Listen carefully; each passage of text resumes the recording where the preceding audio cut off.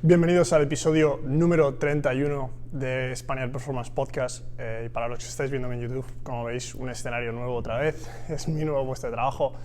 Pero vamos a hablar un poco del episodio de hoy. Tenemos como invitada a la doctora de la Puerta, que es experta en microbiota. Y diréis, ¿qué tiene que ver la microbiota con todo el trabajo que realizamos aquí de rendimiento deportivo, de recuperación, de la mejora del salto vertical, de la mejora de la velocidad del entrenamiento? Y es uno de los aspectos que quiero conseguir cubrir dentro de este podcast. Como sabéis, yo dentro de Spaniard Performance tengo una visión bastante holística del rendimiento, del entrenamiento, de la vida. Creo que todo está interconectado. Creo que lo primero que tenemos que conseguir es estar en equilibrio dentro de nuestra vida diaria, ya que va a ser el 90% de todo lo que hagamos, y nuestra carrera deportiva, nuestro trabajo deportivo va a ser un pequeño porcentaje. Por lo tanto, este podcast es un poco eso, ¿no? Un poco tener en control el 90%, la gran parte de nuestra vida, que creo que en este caso la microbiota, la alimentación, tiene un papel súper importante en la vida de cualquier persona, y luego ya saber que esto realmente, si está controlado, va a multiplicar nuestras ganancias dentro del ámbito deportivo. Por lo tanto, junto a la doctora de la Puerta hemos estado hablando de la microbiota, hemos estado hablando de conceptos que se suelen tratar acerca de tipos de alimentos, acerca de cómo crecer durante la niñez, cómo exponernos a esta microbiota, cómo cuidarla, cómo, digamos, reeducarla en muchos casos, suplementación que podemos utilizar, los alimentos, tipo de alimentación que podemos llevar, expertos y profesionales a los que podemos acudir para que nos ayuden con esto, y realmente cómo nos va a ayudar esto a nuestra carrera deportiva, a nuestro rendimiento, a nuestra recuperación y a vivir un estilo de vida mucho más saludable, a la vez que conseguir nuestros objetivos dentro del mundo deportivo. Así como siempre, muchísimas gracias por estar aquí, espero que disfrutéis del episodio y vamos. Estás escuchando el podcast de Spaniard Performance, dedicado a conocer todos los aspectos del rendimiento físico y mental. Soy Rodrigo Alvira, y si quieres llevar tus conocimientos y tu rendimiento a su máxima expresión, este es tu podcast. Pues bienvenida, Lola, al podcast de Spaniard Performance. Muchísimas gracias por estar aquí y por tu tiempo. Y si quieres contarnos un poco de tu experiencia y hacer una pequeña introducción. Gracias a ti por invitarme y por contar conmigo a un mundo tan específico como el tuyo y contar con una persona como yo. Te cuento un poco, yo soy médico, me dedico al mundo de la microbiota hace ya muchísimos años, de formación de especialidad. No tengo nada que tiene que ver con el mundo de la microbiota, yo soy cirujano plástico, pero por un avatar personal, pues la vida me llevó al mundo de la microbiota y me pareció un mundo tan fascinante que empecé a profundizar su estudio y a empezar a girar un poco mi profesión como médico, y al final hace ya muchos años que dejé la cirugía, la estética y todo, y solo hago microbiota y patología funcional asociada a desórdenes de microbiota. ¿Hay alguna cosa en concreto que te llevara a cambiar un poco el rumbo, a meterte dentro del tema de la microbiota y de la medicina funcional? ¿Por qué la razón exacta? Mi hijo Juan. Mi hijo Juan, cuando nació, tuvo un problema muy, muy tonto y muy básico de la teoría higienista, que ahora está más que consolidada, pero Juan tiene ahora 21 años y cuando nació, va a cumplir 22 ahora. Y cuando nació, un niño burbuja, todo perfecto, todo estéril, todo primer hijo. No había mascotas en casa, ambiente urbano, y todo esterilizado, limpio y perfectísimo. Y entonces Juan no hizo una buena implantación de microbiota, empezó a hacer problemas inmunitarios muy severos. Al principio eran nada más que infecciones de repetición, pero con 18 meses yo tuve en la mesa la posibilidad de tener que empezar con biológicos, un niño de 18 meses, que estaba en aquella época empezando los biológicos. Lo que pasa es que las analíticas de inmunidad no se correspondían con lo mal que estaba mi hijo, ¿no? Entonces, pues pedí una oportunidad a los médicos del Ramón y Cajal que lo llevaban para ponerme a estudiar y ver si yo encontraba algún camino. En aquel momento yo estaba haciendo un máster, el primer máster que hice de medicina anti-envejecimiento, y con la microbiota se me encendió una bombilla, me puse a buscar gente, encontré un grupo de estudio en Estados Unidos y otro en Alemania, me fui a Alemania con la historia clínica de mi hijo y hasta hoy. Ostras, me hace... Sí, el tema que has comentado un poco de la burbuja esta de que intentamos alejarnos un poco de siempre todo muy limpio, todo muy... como que hemos pasado Gran error. de estar en la, no sé, en la más... mucha suciedad en algunos sitios, en algunos países quizá, a estar en un mundo en el que no hay apenas nada. Y no sé, me parece que es muy importante. O sea que al final es importante exponernos a Claro, es sociedad. que el sistema inmunitario, claro, el sistema inmunitario, o sea, la microbiota se implanta de una forma u otra, ¿vale? Lo que pasa es que el tipo de implantación, el tipo de bacterias que llegan, que en un primer momento es dependiente de si es parto vaginal o cesárea, lactancia materna, lactancia artificial, son los dos primeros grandes inputs de qué tipo de microbiota, de qué tipo de ecosistema microbiano vamos a tener en la tripa. Y luego la alimentación, hasta el año, que ha de ser, a partir del año ya estamos preparados para tener una alimentación completa y variada. Y luego el entorno, si hay mascotas en casa, si es el primer hijo o el tercero, si vivimos en un ambiente urbano o un ambiente rural. Entonces, todo ese impacto microbiano, niños que crecen en un jardín o niños que viven en un piso, todo ese contacto con microbios, parte se incorpora, pero parte es un entrenador, ese mundo microbiano es un entrenador de nuestro sistema inmunitario para... Entrenar es la palabra, ¿vale? Para, primero, las dos grandes actividades del sistema inmunitario, no microbiota dependiente, del sistema inmunitario en general, es lo primero, ser capaz de identificar qué tiene delante y luego si tiene o no que reaccionar frente a eso. Y entonces, ese contacto con diferentes elementos externos es lo que es un buen entrenador del sistema inmunitario. Y la microbiota entra en este camino porque la microbiota, dieta dependiente y todo ese mezcla de circunstancias, cuanto más mejor dependiente, pues la microbiota se hace más diversa. Y en el interior, en el intestino, el contacto con la microbiota es un grandísimo entrenador microbiológico, ya ahí a nivel interno.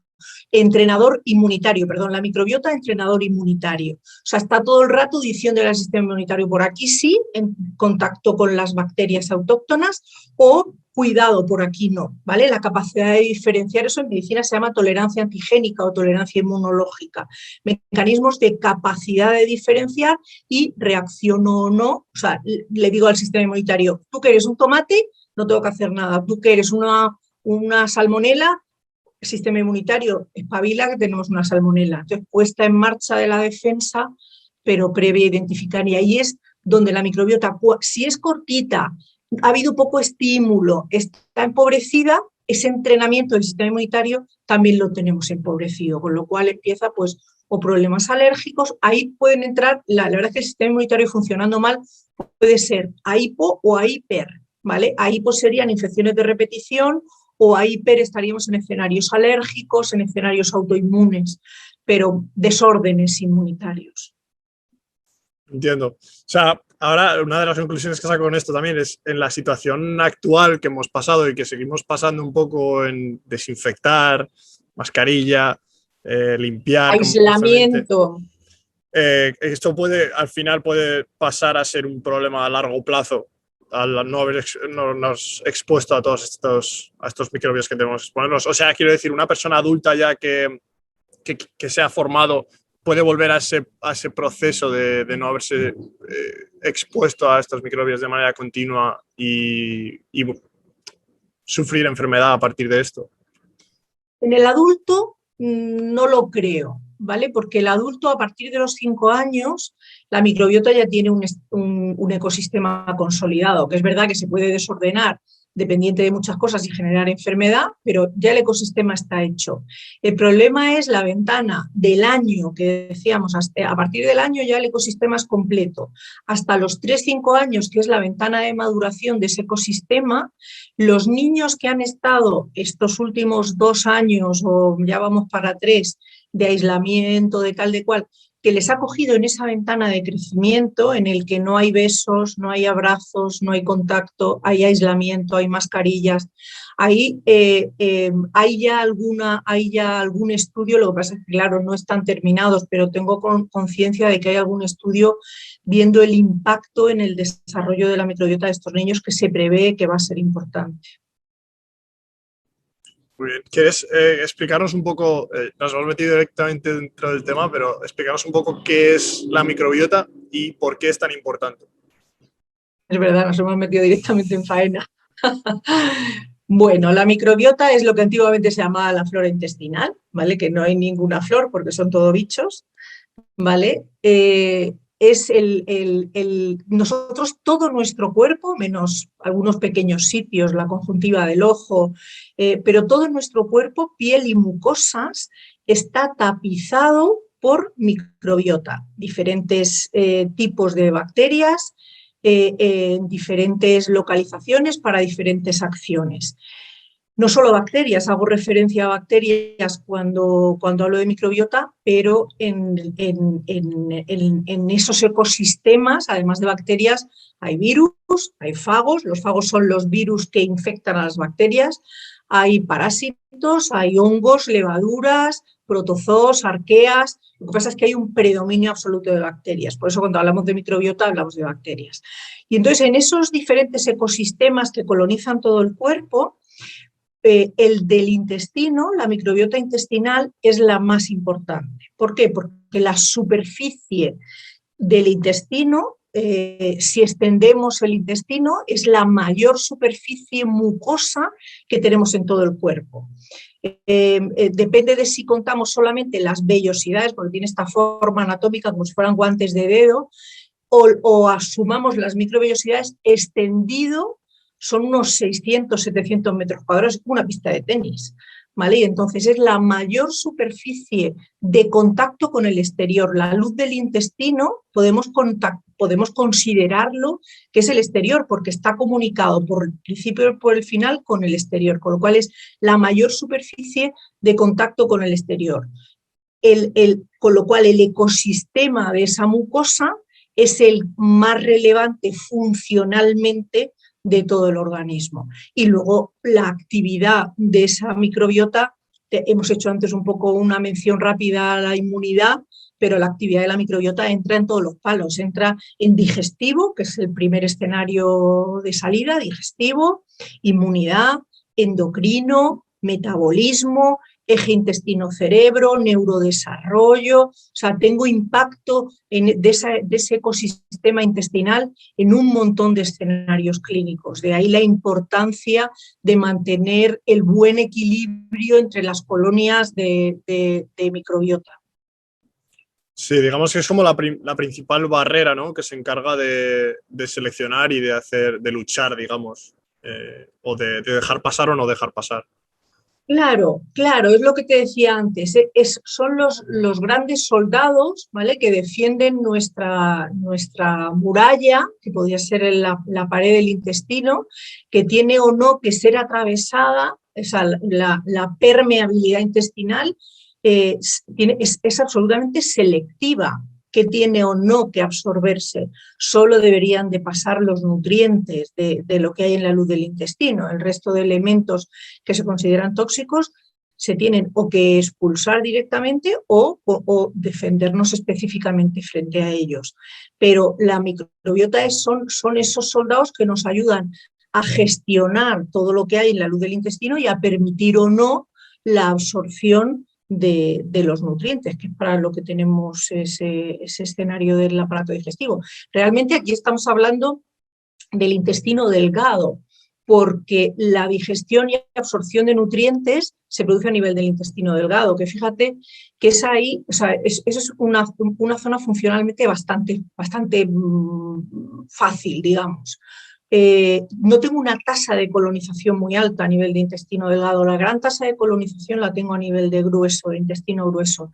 Y es en el intestino delgado donde se produce digestión y absorción de nutrientes. Te digo, no hay una tasa de colonización muy alta, pero sí son bacterias muy específicas. Y luego a nivel de intestino grueso el rendimiento ya es completamente diferente. No es un sitio donde ya sea muy importante la digestión, excepto la fibra alimentaria, que sí que se digiere a nivel del colon, pero es un sitio del intestino grueso, toda la importancia de la microbiota va enfocada al metabolismo. Y ahí sí tenemos a nivel de intestino grueso la tasa de colonización más alta de todo el aparato digestivo. Vale, o sea, hemos hablado un poco de cómo en los niños que están en proceso de desarrollo es importante, digamos, el desarrollo, el entrenamiento de esta microbiota. ¿Qué puede pasar en la población adulta? ¿Cómo puede eso llegar a un mal funcionamiento? Vale, la microbiota se desordena por muchas razones, acumulativas en el tiempo además. No hay un gran impacto puntual que dices tú y un desastre a partir de aquí, no.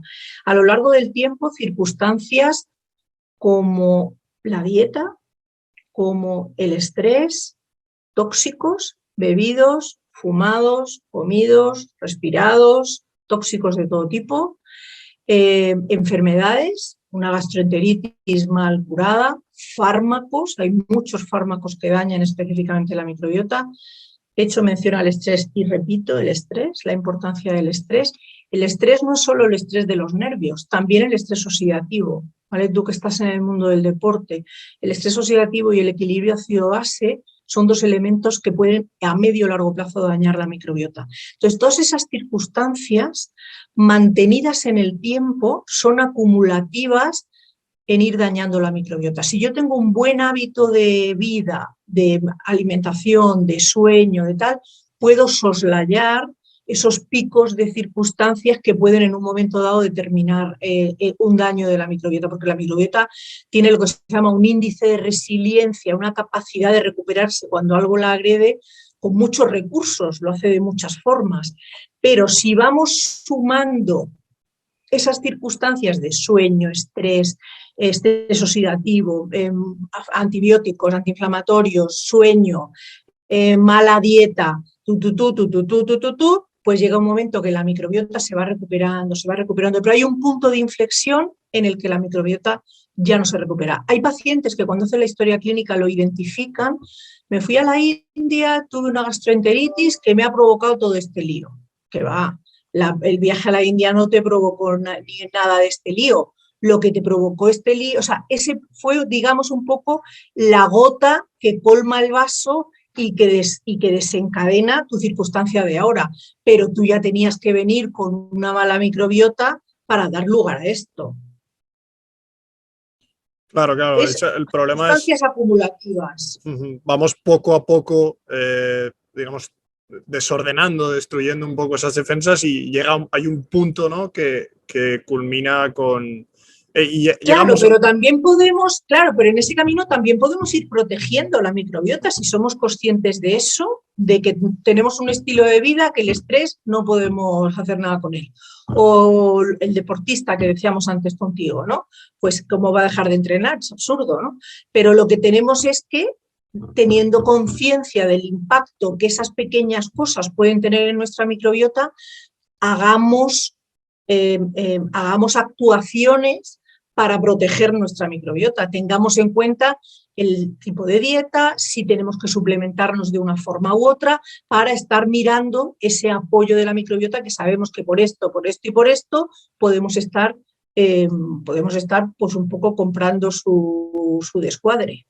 Sí, es un poco un equilibrio entre todas las cosas que tenemos que hacer en el día a día que pueden dañar a esa microbiota, como puede ser quizá entrenamientos excesivos en algunos casos para lo que normalmente una persona necesita, comidas fuera de casa que puedan ser más dañinas, hábitos, que es verdad que yo no metería aquí el fumar y esas cosas porque eso ya sí que son cosas que no son tan necesarias, aunque se fume ocasionalmente, pero bueno, y contrarrestarlo un poco con llevar la gran mayoría del resto de días una buena alimentación, un buen descanso, claro. etcétera, etcétera. O sea, claro, claro. o sea, no vamos a poder evitar ese daño que sucede dentro de la microbiota, pero sí que podemos minimizarlo, Apoyarlo, digamos, claro, apoyar. apoyarlo, eso es. Uh-huh. Y apoyarlo, y si es poco, pues, también con hábitos positivos, y si es mucho porque no tenemos más remedio, pues suplementarlo, suplementar la microbiota, no solo la microbiota, porque tenemos muchas herramientas para mantener la homeostasis intestinal.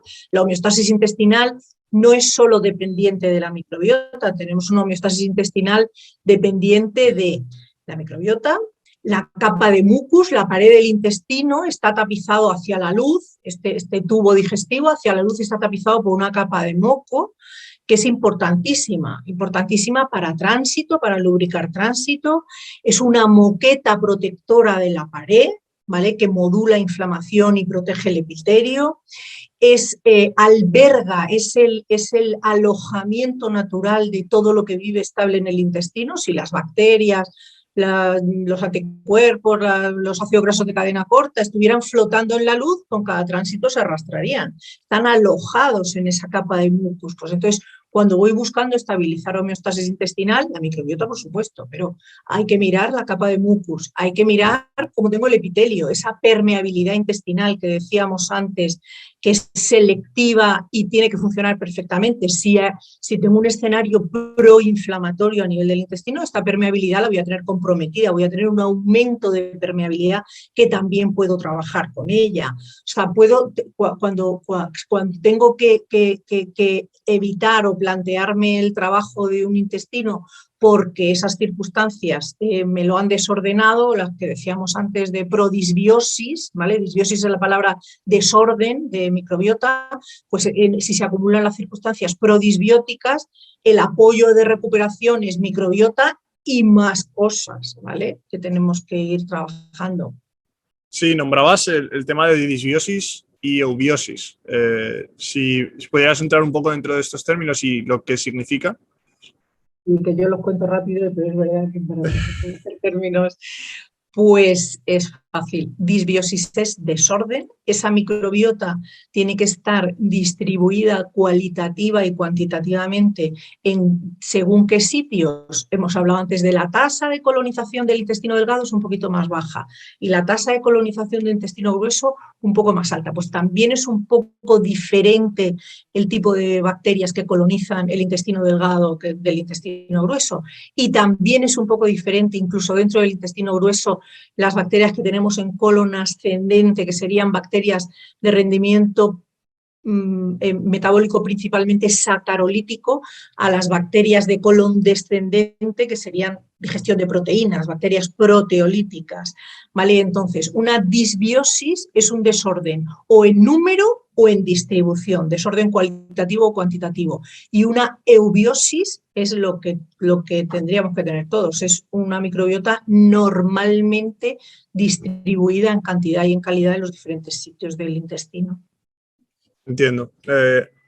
Si pudiéramos hablar un poco acerca de si alguien quiere consejos acerca de cómo, qué cosas, ya hemos hablado un poco de qué cosas pueden provocar esta disbiosis, pero qué cosas podrían ayudarnos a utilizar en nuestro día a día, que ya no sea suplementación, aunque luego hablaremos un poco más de ello, pero las cosas más sencillas que una persona puede hacer en su día a día para evitar esta disbiosis o por lo menos ayudar a nuestra microbiota. La dieta, el control de estrés y el ejercicio. Son tres pilares fáciles, facilísimos, que nos ayudan con la microbiota. La dieta, evitar elementos proinflamatorios, que ahora comentaremos, y fomentar elementos de la dieta que favorezcan la microbiota. Elementos proinflamatorios de la dieta. No significa que estos alimentos haya que quitarlos. Lo que hay es que procurar no abusar de ellos. Hay algunos que sí, que podemos prescindir de ellos perfectamente. Aquí estaríamos hablando de prescindir perfectamente de todo el mundo de procesados, refinados, aditivos, conservantes, colorantes, todo ese mundo proinflamatorio. Y luego, en escenarios de intestino, que ya está un poco bueno, pues inestable, podemos decir, con respecto a la microbiota, hay elementos de la dieta que se comportan como más proinflamatorios. Aquí estarían el azúcar, sobre todo si es refinado, estaría los lácteos animales y los cereales con gluten, por diferentes causas cada uno, pero más o menos serían 3 elementos de la dieta con gatillo proinflamatorio. No hay que comer sin gluten y no hay que comer sin lácteos, ¿vale? Lo que hay es que comer sin procesados y refinados, ¿vale? El apoyo de lácteos y gluten puede ser en escenario terapéutico, ¿vale? Cuando yo quiero tratar un intestino, muchas veces trabajo con la retirada de estos alimentos para luego reintroducirlos, ¿vale? Pero sí que se comportan como gatillos más de inflamación. Pero el mundo que tenemos que evitar, que no nos sirve para nada más que para inflamarnos, es lo que decíamos antes, de procesados, refinados, aditivos, todo ese tema. Eso con respecto a lo que no. Y con respecto a lo que sí favorece desde nuestra dieta la estabilidad del ecosistema intestinal, son la fibra alimentaria de calidad, hidratos de carbono de cadena larga compleja, como por ejemplo el almidón resistente, ¿vale? ¿Dónde tenemos almidón resistente? En los tubérculos, patata, boniato, batata, yuca, plátano verde. Lo tenemos también en algunas legumbres, bueno, almidón resistente. En el arroz, siempre cocido, o sea, tanto las legumbres como el arroz, cocido, dejado enfriar y tomado al día siguiente, porque la molécula de almidón resistente se configura y desconfigura de una forma que si la cocemos, la dejamos enfriar y la tomamos al día siguiente, la conformación bioquímica de esa molécula es como la microbiota le es más fácil hacer la digestión o le es más operativo el rendimiento para la obtención de lo que quiero de esa fibra alimentaria, que son los ácidos grasos de cadena corta. Entonces, elementos que sí me apoyan la microbiota: la fibra de calidad, esa fibra que decimos de cadena larga, los polifenoles, elementos importantes en la dieta, los polifenoles, los frutos rojos, la granada, la uva, ¿vale? El café, el chocolate, polifenoles.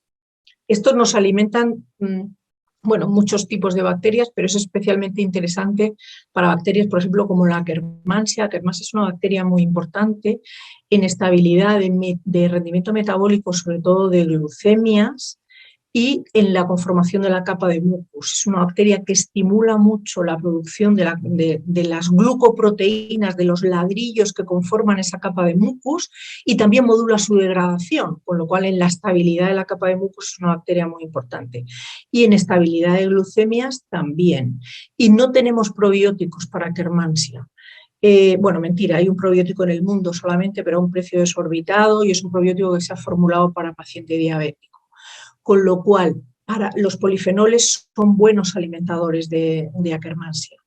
Hemos dicho fibra, hemos dicho polifenoles, alimentos fermentados de calidad, ¿vale? Estoy hablando del kéfir, estoy hablando de la kombucha, tempeh, miso, sakai, chucrut, todo ese tipo de fermentados de calidad me meten microbiota haciendo ruido de fondo para ese fondo microbiano de mantenimiento del ecosistema, que me viene fenomenal. Omegas de calidad. No tienen por qué ser de pescado, y si son de pescado, pescado azul y pescado pequeño, para evitar en la medida que podamos el tema de metales pesados. Con los frutos rojos también tenemos omega. Bueno, esos serían más o menos los elementos de la dieta que fomentan la microbiota. Hemos dicho, rebobino para atrás, me has preguntado, ¿qué podemos hacer de cosas fáciles que nos ayude a la microbiota? La dieta. ¿Qué evitamos y qué fomentamos? La dieta. Control de estrés. Control de estrés. El estrés es un canallísima proinflamatorio, ¿vale? Entonces, control de estrés, cada uno que lo haga como le dé la gana. Con meditación, el otro día me decía una señora, cuando le explicaba lo de la meditación, que era una señora mayor, me decía: doctora, sí que lo que usted me está contando, yo es la sensación que tengo cuando rezo. ¿Usted cree que si yo rezando voy a llegar al mismo sitio? Digo aquí, que cada uno lo haga como le dé la gana. Pero la meditación, esos momentos de paz y de tal, importantísimos, buscarlos, no encontrárselos, buscarlos. El estrés sueño, que sería el mismo paquete, y luego el ejercicio, ¿vale? El ejercicio, tenemos hay mucha bibliografía de los beneficios del ejercicio asociado a la estabilidad de la microbiota. Es verdad que el ejercicio extenuante, quiero decir, el ejercicio del deportista de élite con los grandes entrenamientos, tal, ahí ya estamos hablando de otra cosa, ¿vale? Porque ahí ya entramos en un requerimiento que es un arma de doble filo, que en un momento determinado puede ser, en un momento dado puede generar o cambios de pH o estrés oxidativo que puede estar dañando la microbiota, pero el ejercicio mantenido aeróbico con picos de anaerobio, hay estudios muy bonitos de los ejercicios de fuerza, de tal, asociado a los beneficios de la microbiota.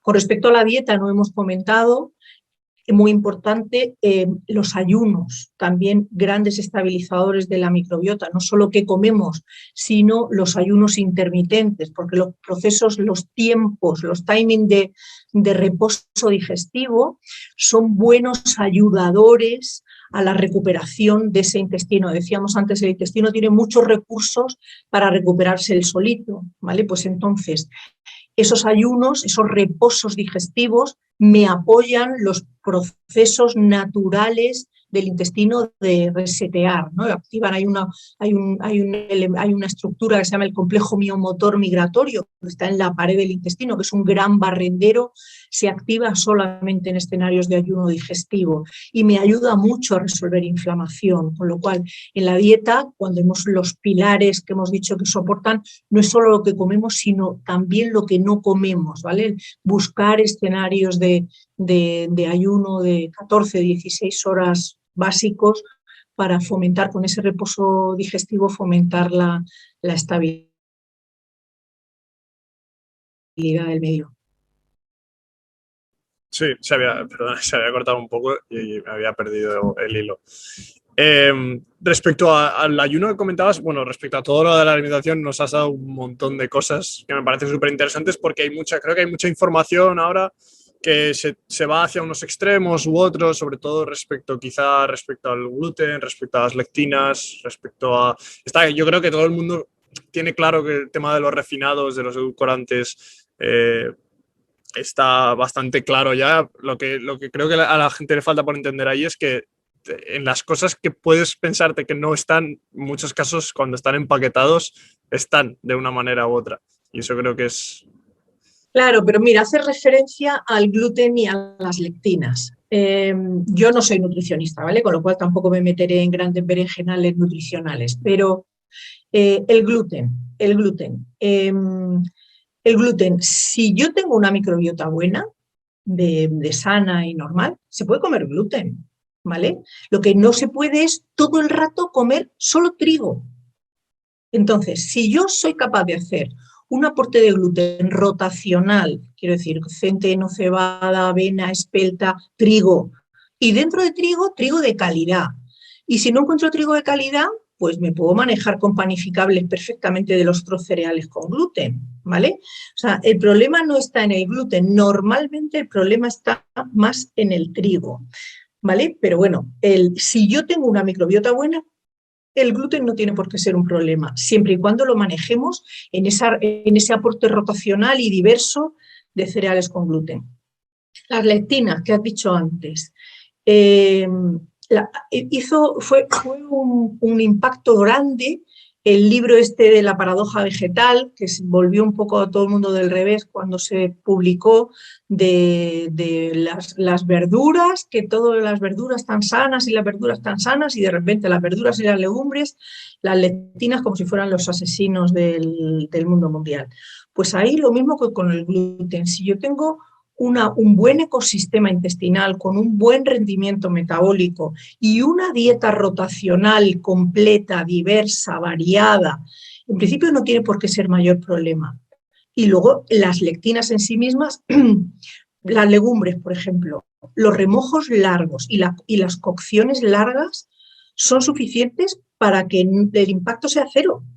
¿vale? O sea, no es tanto el elemento en sí mismo cogido de forma aislada. ¿Esto daña? Pues daña más o menos, depende de la cantidad y depende de dónde caiga, ¿vale? Si cae en un ecosistema funcionando perfectamente, pues no tiene por qué tener mayor relevancia. Sin embargo, si el ecosistema ya está desordenado, su capacidad metabólica, su rendimiento no es el adecuado, pues ese elemento va a hacer más daño. Y si además solo como eso, porque no hago una dieta, eso que decíamos, completa, variada, rotacional, pues claro, el impacto todavía mayor. O sea, que no hay asesinos con nombre y apellido. Hay circunstancias en las que tenemos que adaptar en cada momento, en la fase de tratamiento, si es un paciente normal, lo único que tiene que hacer es comer bien, mover mucho la dieta, diversificar y mirar lo que come.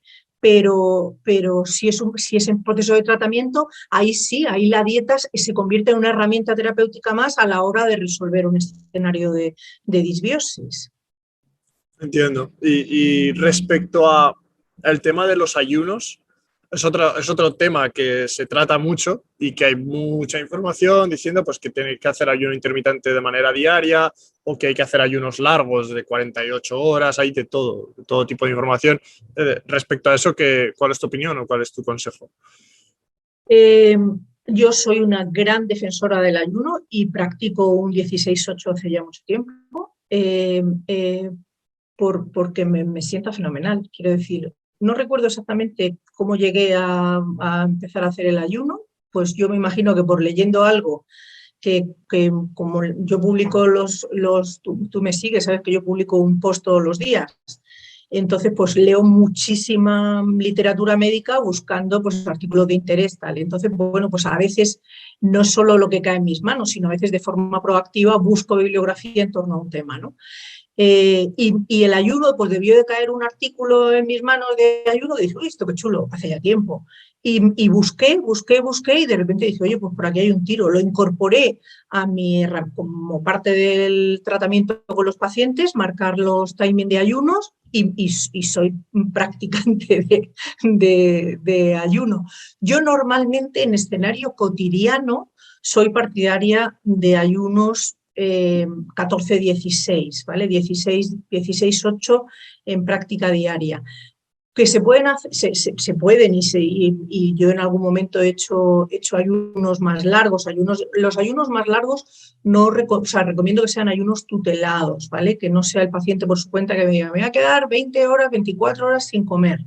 ¿Vale? Hay que ser, o sea, no todo el mundo aguanta un ayuno de 40 horas o de 28 horas, ¿vale? Y tienen que ser ayunos tutelados. Pero un 16-8 o un 14-7, eso lo hace cualquiera. Quiero decir, se puede hacer un diario y no hay ningún problema.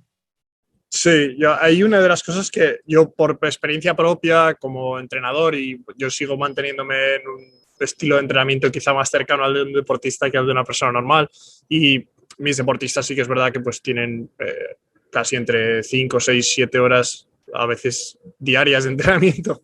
En el caso de unas personas como estas que tienen requerimientos energéticos bastante elevados, yo me he encontrado, en mi caso, por ejemplo, probando el ayuno intermitente para hacer un proceso de limpieza que tuve que hacer y alguno de mis deportistas que yo y alguno de mis deportistas no nos encontrábamos bien, no nos encontrábamos cansados, sin energía. ¿Crees que hay personas a las que sí que les puede beneficiar, a otras a las que no? Mira, para el ayuno, cuando notas esa bajada de energía asociada a un ayuno corto, como este 16 que estábamos diciendo, un 14-16, es porque tus glucemias no consigues estabilizar bien las glucemias, ¿vale? Porque si tú haces un buen aporte hídrico durante esas horas de ayuno, se trata de ayunar sólido, pero hay que mantener el aporte hídrico. Si tú mantienes un buen aporte hídrico y a pesar de eso tienes pájara, es porque tu rendimiento metabólico basal no lo tienes funcionando bien. Ahí es donde, mira, la bacteria que comentábamos antes, Akkermansia, es un gran estabilizador de eso. En pacientes a los que hacen un ayuno normal y corriente y les baja la energía, cabe sospechar que la Akkermansia está muy baja. Entonces hay que hay que proponer, o sea, hay que de forma proactiva resolver el problema de la microbiota, ¿vale? No solo de la Akkermansia, porque en la microbiota no trabajas una bacteria o un probiótico, una bacteria o un tratamiento. O sea, cuando las bacterias se desordenan, lo que tienes es que recuperar todo el ecosistema, no una cosa de forma individualizada. Y entonces, ahí, en vez de hacer ayunos de 16 horas, haces ayunos un poco más cortos mientras vas trabajando en la microbiota y vas viendo cómo se va optimizando esa capacidad de mantener el ayuno. Incluso yo tengo pacientes también que son deportistas y entrenan mejor en las horas de ayuno que si hubieran comido. Pero para eso tienes que tener una buena estabilidad metabólica. Sí, esos son los otros casos que también con los que me he encontrado de deportistas con los que he podido trabajar también, que el ayuno les iba muy bien, se encontraban muy bien, les gustaba entrenar en ayunas, tenían más Claro, energía. esa gente tiene su microbiota mejor que los otros. Bueno, mejor que yo directamente también. Bueno, pero eso se trata. La microbiota, Sí. lo bueno que tiene es que, sea cual sea el impacto clínico, la microbiota afortunadamente es un trastorno razonablemente reversible. En medicina nunca hay certezas ni seguridades al 100%, pero son trastornos funcionales que se puede trabajar siempre con ellos. Con lo cual, bueno, pues si te amputan un dedo, eso no tiene remedio, no va a volver a crecer, pero la microbiota sí se puede trabajar con ella siempre, sea cual sea el impacto. Sí. Respecto, una vez más, a esto, a la cantidad de comida, sobre todo en el caso, seguimos un poco con el tema de deportistas, el tema de algunos deportistas que quizá por su deporte, como puede ser en fútbol americano, en baloncesto en algunos casos, uno de los requerimientos del deportista es la ganancia de peso corporal, principalmente si puede ser que sea músculo. ¿Cómo puede afectar esto a la microbiota? En el sentido de que en muchos casos las cantidades de comida a las que se tiene que llegar a comer para obtener esa ganancia de peso son muy elevadas y mido en calorías porque es la única manera que conozco de medir, pero de 4.000, 4.500, 5.000 calorías diarias. Incluso en algunos casos que personas de unas características no ganan peso con esa cantidad de comida. ¿Puede ser eso un desorden de la microbiota de absorción de nutrientes? Claro, tú piensas que de un día para otro esas personas no pasan de 1.000 calorías a 4.000 calorías, ¿vale? O sea, ese es un proceso en el que ese deportista se hace deportista, empieza a subir su rendimiento deportivo y termina siendo un deportista de élite con unos requerimientos determinados. Pues en ese proceso, que tiene que ir cambiando su intensidad de deporte, sus horas de deporte y lo que come, por lo que tú dices, porque necesito corporalmente cambiar algunas cosas y eso es dieta dependiente, pero eso es un proceso. Nosotros podemos estar en ese proceso pendientes de cómo está la microbiota de ese deportista, porque la microbiota, igual que el resto de las cosas, se adaptará a cuáles son los requerimientos. Si tú pasas de 0 a 100, la microbiota no, o sea, puede decir, yo no puedo con esto, que yo con 5.000 calorías no puedo, es imposible, no soy capaz de digerir esto. Pero tú no llegas de repente una mañana y dices, tú a partir de mañana 5.000 calorías. Pues la microbiota tiene ese tiempo de adaptación al cambio de lo que requiere el deportista en el que podemos ir o apoyándola o yo qué sé, o sea, si todo va bien, no tiene por qué ser eso un motivo de problema. Entiendo, o sea, lo mejor sería, claro, como hemos dicho, has hablado del ayuno también, introducirlo de manera gradual, poco a poco, y hacer un seguimiento. Yo imagino que lo mejor sería hacer un seguimiento con una persona, como por ejemplo como tú, que pudiera quizá ayudar en ese proceso.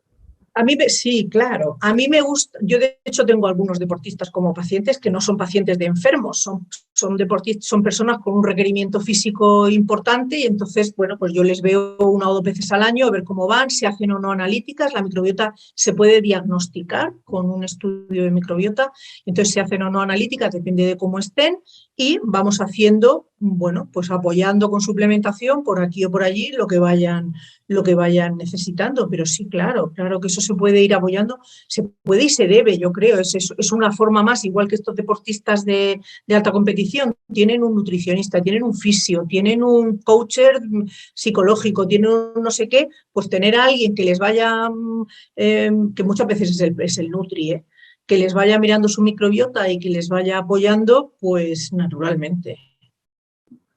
Sí, sí, sí. Aparte de los consejos que has comentado antes, pues sí es posible, que está claro que no en todos los casos es como cualquier deportista pedirle que tenga un preparador físico, no siempre va a ser posible.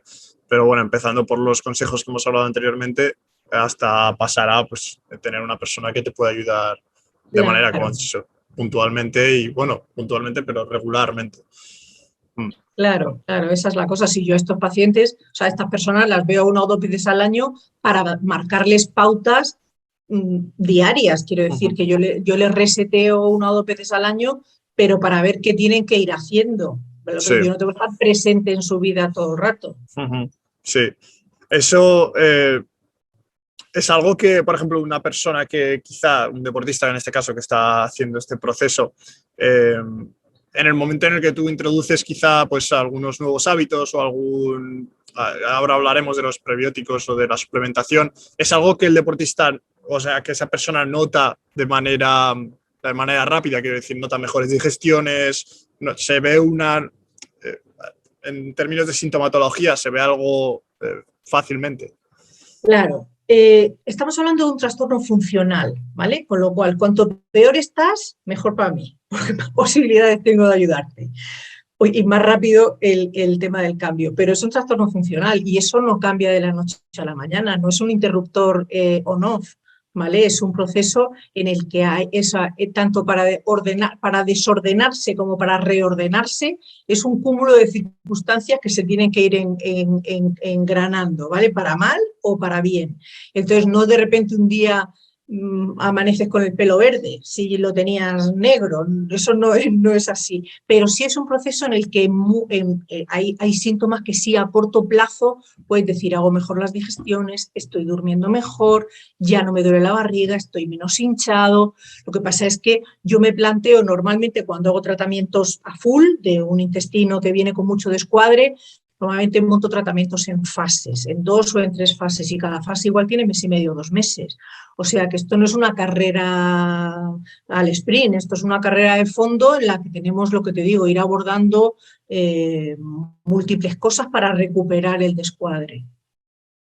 Sí, sí, tiene que ser poco a poco. Y como dices tú, que una persona que no tiene una disfunción muy grande no va a notar tanto los efectos Claro, agudos, pero sí que a largo plazo, el objetivo es que a largo plazo eso se mantenga y no tengas que notar esos efectivamente. efectos de mejora. Que no te vayas para atrás, claro. Claro, claro, claro. Eso es.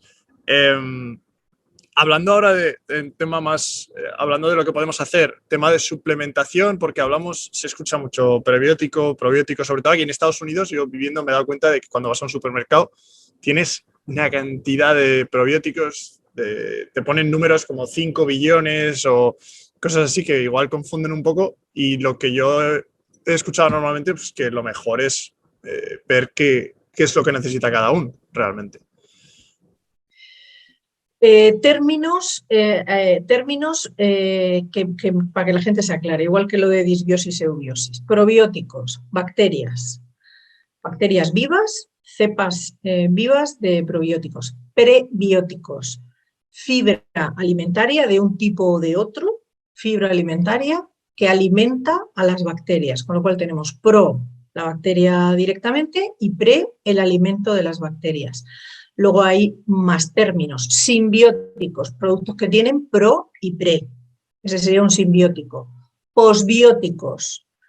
Posbióticos serían, es un término muy moderno en medicina, posbióticos serían elementos estructurales, las bacterias atenuadas o muertas, ¿vale? Sus elementos estructurales, aunque la bacteria no esté viva, también pueden generar beneficios para la salud. Bueno, pues eso se llaman posbióticos, que también podemos manejarlos en pacientes que tienen mucha reactividad a los probióticos. O sea, que tenemos diferentes escenarios en los que podemos jugar con ellos. Los probióticos, que son los clásicos del mundo mundial. Probióticos, ahora mismo ya hay muchísimas cepas estabilizadas como probiótico y muchísimas combinaciones de cepas para que cada laboratorio te pone en el mercado un tipo de probiótico. ¿Cuáles son buenos y cuáles son malos? ¿Cuáles son mejores y cuáles son peores? Mi opinión, ¿vale? Pero mi opinión es porque yo normalmente en un 95% o en un 98% yo trabajo con pacientes, con enfermos, ¿vale? O sea, yo tengo un porcentaje de pacientes sano muy pequeño, 5%. Yo trabajo con pacientes enfermos, ¿vale? Con lo cual, en ese escenario, ¿qué probiótico elijo? Primero, decisión, alta carga o baja carga. Alta carga significa mogollón de bacterias. Realmente los probióticos se miden por CFUs, unidad formadora de colonias, ¿vale? Entonces, alta carga, alta CFU o baja carga. Parece que a priori en la etiqueta, cuanto más trillones de trillones y más diversidad lleve, mejor es el probiótico. Mi opinión es todo lo contrario, ¿vale? Esos probióticos de alta carga y mucha cepa, yo los utilizo, pero solamente cuando quiero frenar escenarios inflamatorios. Un paciente que está con un Crohn en brote o con una pouchitis en brote. Vale, pues ahí entro con una alta carga, ¿vale? Pero en un tratamiento que yo me voy a plantear con un paciente a 5 meses, no voy con una alta carga, voy con una baja carga para ir haciendo fondo, ¿vale? Entonces, la decisión de tomar uno u otro depende de lo que yo quiera o cómo yo quiera manejar al paciente. Y luego, dentro de las cepas elegidas, tengo los clásicos, que son Lactobacillus y Bifidobacterias, llámese con el apellido que sea, ¿vale? Pero Lactobacillus y Bifidobacterias son los grandes estabilizadores del medio, son bacterias protectoras, pero luego con probióticos podemos buscar cepas de probióticos más especializadas, cepas inmunomoduladoras, cepas que señalizan específicamente el sistema inmunitario, moviendo patrón de citoquinas. Las citoquinas son las palabras del sistema inmunitario, citoquinas proinflamatorias, lo que desencadena proinflamación, citoquinas antiinflamatorias que modulan inflamación. Pues hay bacterias inmunomoduladoras con las que podemos jugar con el patrón de citoquinas, con lo cual, para resolver escenarios disbióticos consolidados que cursan con mucha inflamación, no solo voy a utilizar probióticos estabilizadores, Lactobacillus bifidobacterias, también voy a buscar señalización de cepas inmunomoduladoras, ¿vale? Con lo cual, a la hora de seleccionar el probiótico, tengo un camino larguísimo. Y específico, hay que individualizar siempre. A mí cuando en redes sociales los pacientes me preguntan, doctora, deme usted una buena marca de probiótico, digo, primero, yo en mis redes sociales las tengo absolutamente libres de ninguna marca comercial, de nada, pero además es que no, o sea, eso es imposible, esa respuesta es imposible de responder, quiero decir, ¿para qué? ¿En qué circunstancias? ¿Con qué objetivo? O sea, no hay un buen probiótico ni un mal probiótico, depende de para qué quiera ese probiótico, selecciono, me voy por un camino, me voy por otro. Con los prebióticos ocurre un poco lo mismo. El prebiótico clásico de toda la vida, el normal y corriente, los fructooligosacáridos, la inulina. Si yo tengo un escenario con mucha disbiosis, una carga de fructooligosacáridos por encima de, yo sé, de 5 gramos, a los pacientes les dan unos gases que se ponen de revés. Por bueno que sea el prebiótico y necesario para como alimento de tal, pero es que no lo tolera, ¿vale? Entonces podemos buscar otro tipo de fibra prebiótica un poco más selectiva hasta que se vaya reordenando el ecosistema y su rendimiento metabólico para abordar estos pacientes. Ahí es donde entraría, hay suplementos prebióticos de almidón resistente, que decíamos antes que es ese hidrato de carbono de los tubérculos y del arroz cocido dejado enfriar, también está como suplemento, o podemos ir todavía a más inofensivos, podemos ir a betaglucanos, podemos ir a cosas ya un poco más específicas. Vamos, conclusión, no vayas al supermercado y compres el primer bote que encuentres. O puedes ir con un poco de criterio, pero desde luego, que te digan, o sea, mi opinión, ¿vale? Porque mi opinión es solo mía, pero que el mejor probiótico es el que más trillones de trillones y más diversidad tiene, no estoy de acuerdo. De forma general, para el paciente que va al supermercado a comprarse un probiótico, porque el paciente que está en un brote de Crohn no va al supermercado a comprarse un probiótico. Sí, No, eso es totalmente cierto. Me refiero a que claro, que es un estudio muy complejo. Es como dar un zapato de la talla 6 a cualquier persona. No, Claro, pero es que se ha puesto de moda los probióticos. sí. Entonces, como es verdad que son beneficiosos, es verdad que nos ayudan, es verdad que tal, pues la disponibilidad es, todo el mundo es consciente de que el probiótico es bienvenido, ¿vale? Sí. Que también depende de qué circunstancias, pero bueno, el probiótico siempre viene, siempre tal, ¿vale? Pero a partir de ahí, como tampoco tiene grandes efectos secundarios negativos, que no podemos decir que a 100 no los tiene, pero no tiene grandes efectos, pues bueno, pues los laboratorios pues a formular y a poner en el mercado producto. Sí, el efecto negativo es el bolsillo, más que otra cosa, porque no es una suplementación barata tampoco. No, efectivamente. Luego hay otra cosa, ya más allá de esto, que ya es como al no poner nombres, que es la estabilización de la cepa. Eso es un criterio de calidad del probiótico que tienes delante importantísimo. ¿Vale? Yo eso como médico, cuando vienen a presentarme líneas de probióticos nuevos, lo primero que le pido, digo, dame los estudios de estabilidad de cepa, porque este probiótico es buenísimo, doctora, pruébelo, que ya verá qué bueno es. A mí eso no me vale ya hace mucho. Entonces, lo que pasa es que eso, cuando en el supermercado, pues tampoco tienes esa documentación. O sea, hay que conocer qué tipo de... Lo que pasa es que, claro, yo los probióticos tampoco los utilizo en escenario supermercado, porque yo monto un tratamiento, entonces elijo muy bien con nombre y apellido qué probiótico quiero utilizar en qué momento de cada fase terapéutica de mi paciente. Sí, que al final se vuelve más un medicamento más que un suplemento en la mayoría de los casos. Totalmente. Así me lo planteo yo, así me lo planteo, sí. Naturalmente. Mi pregunta es también acerca de, porque cuando alguien te viene con un Crohn, como has comentado, está muy clara la sintomatología, pero para una persona que aparentemente está sana, que quizá tiene pues diarreas de vez en cuando por las mañanas o gases o cosas así pequeñas, ¿cómo puede identificar esa persona si realmente, que al final yo creo que todos los necesitamos, pero cómo puede identificar esa persona realmente si debería ir a un experto o debería tomar medidas de alguna manera? ¿Cuáles son los síntomas o cuáles son las señales? Mira, te cuento, yo en la historia clínica tengo una hoja entera solamente para hablar de síntomas, ¿vale?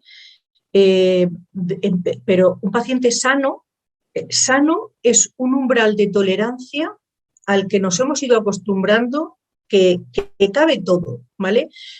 Sano es, tengo cefaleas, sano es, tengo diarrea de vez en cuando, sano es, tengo la piel como un lagarto de seca. Todos esos pacientes son sanos, ¿vale? Y entonces, tienes que hacer un buen estudio de ese sano que no es cierto, ¿vale? Porque cuando les vas trabajando microbiota, todo eso se va quitando, ¿vale? Entonces, yo normalmente hago estudio por paquetes de dermatología, piel seca, eczemas, picores, acné de adulto, el tipo de piel, sudoración, olor de la sudoración, digestivo, gases, diarrea, estreñimiento, distensión abdominal, malas digestiones, sensación de plenitud, de hinchazón en la tripa después de comer, la lengua seca, o sea, todos esos síntomas funcionales, dolores de cabeza, sueño, tolerancia al estrés, fatiga, cansancio, o sea, todos estos síntomas, a ver quién pasa la lista entera diciendo no, ¿vale? A ver quién pasa la lista entera diciendo no. Y entonces, ¿qué ocurre? Que lo que tienes es que valorar en su globalidad cómo se siente el paciente y si es susceptible de ser trabajado. Por ejemplo, otra cosa que yo hago mucho si en consulta es explorarles, ¿vale? Mirarles esa piel, tocarles la tripa, explorar abdomen para ver si tengo distensión, si tengo timpanismo, dónde tengo gases, si tengo un abdomen más en tabla o tengo un abdomen más reactivo, o tengo un foco en fosa ilíaca derecha o tengo el hígado que si le meto los dedos me salta. En la exploración me da muchas pistas. Y luego, pues porque el paciente no se encuentre bien, es el rollo energía, el rollo recuperación. Hay una cosa muy curiosa que me pasa bastante a menudo. Yo tengo una lista enorme de síntomas por órganos y sistemas, ¿no? Entonces los pacientes, yo a lo largo de los años me he dado cuenta que pierden, no son muy conscientes de cómo están y se les olvida rapidísimo. cómo estaban. Entonces, yo a toda esa batería de síntomas, cada vez que vienen a consulta, desde la primera consulta, les digo, les voy leyendo uno a uno y ellos me tienen que contar en ese momento, nunca ocasional, frecuente o muy frecuente, un poco como vara de medir de cómo está ese síntoma en ese momento para comparar de dónde venimos. Y yo pongo 0, 1, 2, 3 en mi escala, ¿no? Y entonces hay síntomas que yo les pongo un 0 porque te duele la cabeza, no. Y en la vez que vienen a revisión, te duele la cabeza y digo, muchísimo menos. Digo, pues si me has dicho no en primera consulta. O sea, hay pacientes que normalizan tanto esos pequeños desórdenes funcionales que lo incorporan a un escenario de salud, que no significa que estén enfermos, pero tampoco están sanos, ¿vale? Entonces, ese es el mundo de desorden funcional que se puede optimizar también trabajando microbiota y homeostasis intestinal. Claro, estamos muy... Eso me doy cuenta mucho yo, porque quizá yo estoy en el otro extremo, ¿no? Que me miro demasiado, me conozco demasiado, pero sí que es la mayoría de personas como que vamos un poco que, bueno, que es normal, que esto me pasa cada mañana, pues es algo que es así, que no, y te olvidas de ello como si ya lo haces parte de tu vida, ¿no? Y es como si no sucediera.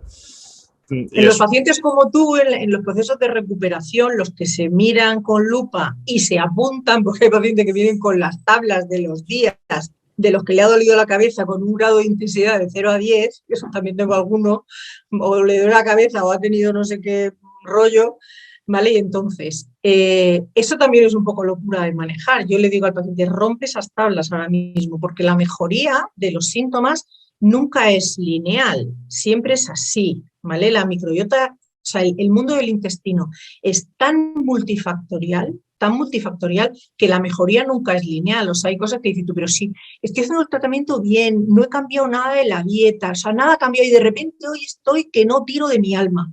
Bueno, pues no pasa nada, mañana volverás a estar bien o pasado mañana volverás a estar bien, porque estos picos de sierra, entonces la gente que hacéis tablas y os observáis con lupa, esto es una locura, porque no hay forma de buscar, o sea, ¿y qué pasó este día? ¿Qué comí? La tabla de lo que comió. ¿Cuántas horas entrené? Las horas de tal. Pero si es igual que este día estuve fenomenal. No, ¿pero qué pudo pasar? No pasó nada. O sea, forma parte de este, pero luego, claro, yo les veo, yo tampoco veo a los pacientes cada semana, los veo cada mes y medio, 2 meses, por tener un tramo largo, obviar estos picos intermedios y tener un tramo largo para ver realmente de aquí a aquí hay una mejoría, aunque por el camino haya días de mejor y peor.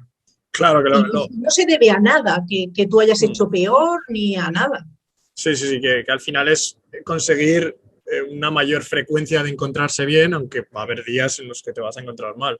Y es verdad que eso es una cosa muy frecuente, pero si no he hecho nada diferente y aún así me encuentro mal, o sea... Claro, eso es lo que yo le digo a los pacientes al principio del tratamiento. Digo, lo que buscamos es un cambio de tendencia. Tú ahora la mayoría de las veces estás mal y lo que vamos buscando es que la mayoría de las veces estés bien, hasta que termines de estar bien del todo. Pero el cambio de tendencia de estoy más mal que bien a estoy más bien que mal.